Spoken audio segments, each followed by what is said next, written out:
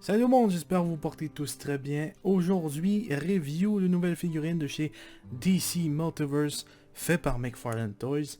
Il s'agit de Catwoman de Arkham City, le jeu vidéo. Et bien cette figurine, vraiment, je suis désolé, mais elle est magnifique. Elle est magnifique. Ok, il y a peut-être un petit problème et il est à ce niveau-là. Vous allez voir que c'est un assez gros problème quand même. C'est pas un si gros problème que ça en vrai, c'est juste que ça fait extrêmement bizarre que Catwoman fait partie des Kardashian. Donc on va vous montrer le petit problème tout de suite. Bam! On peut voir son postérieur est énorme. Voilà. Mais genre, vraiment, Todd McFarlane a du... Donc ouais, niveau qualité c'est vraiment cool, elle est vraiment posable. Et ça, j'ai vraiment aimé parce que Catwoman doit être posable, je veux dire. Dans n'importe quel comics, n'importe quel film, n'importe quelle série animée, on la voit qu'elle est très agile et tout simplement aucune difficulté à bouger et à se mettre en certaines poses. Donc là, c'est vraiment cool enfin une femme de la ligne DC Multiverse puisse bouger correctement sans avoir de l'air assez étrange. Et donc, avec la figurine, nous vient un fouet. Nous vient le fouet de Catwoman ainsi qu'une carte. Sans vous mentir, ça n'a vraiment pas rapport vraiment avec toutes les cartes de DC Multiverse. Je sais pas pourquoi, mais j'ai l'impression que c'est la job la plus facile à faire pour le monde. Ils prennent une image sur Google, la mettent en fond, changent le nom sur un truc Photoshop déjà fait, et puis voilà, quoi. Donc c'est vraiment pas recherché plus que ça. Souvent les cartes n'ont pas rapport avec la figurine, donc là vous pouvez voir. Donc là vous pouvez voir que elle porte les lunettes, là elle les porte pas. Souvent c'est ça qui arrive. Les cartes, dites-moi ce que vous faites avec en commentaire, je suis assez intéressé parce que moi je m'en sers comme truc pour rattraper mes pages de comics. Et donc voilà, aussi ça nous vient avec le stand habituel DC Multiverse. Et pour ce qui est niveau articulation, donc comme je vous ai dit, elle bouge énormément. Je veux dire, c'est vraiment un peu... J'aurais peut-être plus aimé un petit peu plus de crunch devant, mais bon, ça va plutôt bien. Le centre de la figurine, c'est vraiment au niveau des fesses, j'ai envie de vous dire, parce que c'est vraiment là que tu dois la tenir pour bouger et placer le restant. Niveau de la tête, on peut la mettre en l'air, mais c'est assez compliqué vu qu'il y a le collet en arrière qui plie, donc faites attention. Aussi les jambes, je trouve qu'ils sont assez grandes, même un peu trop grandes. Mais bon, ça c'est le problème de Todd McFarlane. Je veux dire, toutes les figurines DC Multiverse ont ce problème des longues jambes.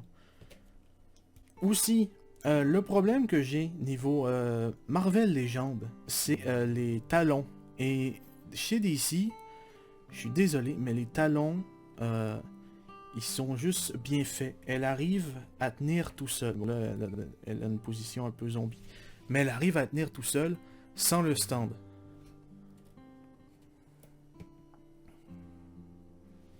Et donc, articulation, bien sûr, double niveau des épaules. Je peux la mettre en position super sexy, enfin bref.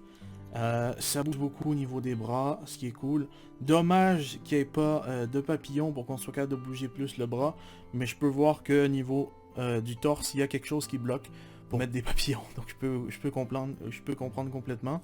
Bien sûr, genou double, ainsi que articulation en boule, niveau des pieds. Et plus ça va, plus que je m'habitue avec ce genre d'articulation.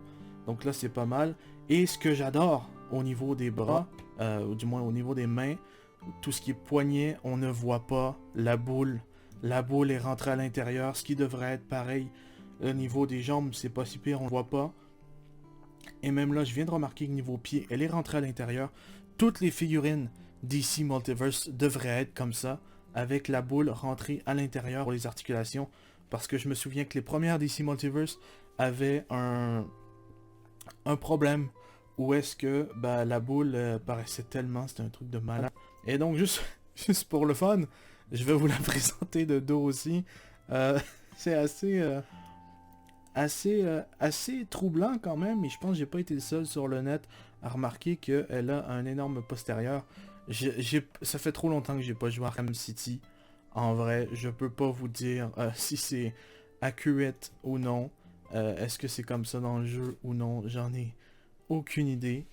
Mais bon, si j'aurais une note à donner à cette figurine, je donnerais un 8 sur 10 parce que ça a été une surprise vraiment. Je m'attendais pas à autant de mouvements pour cette figurine-là. Et aussi, elle va très bien avec le pingouin et j'ai hâte de finir Solomon Grundy. D'ailleurs, elle vient avec la pièce du torse de Solomon Grundy. Et au fur et à mesure, on est en train de le construire. Il ne manque plus que Ra's al Ghul et Batman. Donc, ce sera probablement le mois prochain. Et donc voilà, il faut savoir que avant les figurines, avant la collection, il y a beaucoup de choses importantes dans la vie. Et il faut savoir faire ses priorités. Et c'est une des miennes. Je peux tout simplement pas me permettre d'acheter des figurines à chaque semaine. Mais bon, dans la vie, il est important de ne pas prendre la collection comme une addiction. Et quand vous avez plus de joie à faire tout ça, ben, je vous invite tout simplement à prendre une pause. Et puis vous arrêter parce que ça peut vite devenir addictif. Vous n'êtes pas obligé de tout avoir et vous n'êtes pas obligé de tout collectionner non plus. Faites vos choix et si ça impacte votre vie de tous les jours, c'est parce qu'il y a un problème. Donc voilà, on va terminer ça sur une bonne note. Je vous souhaite la meilleure des années. Et puis je vous dis à la prochaine. Portez bien tout le monde. Peace!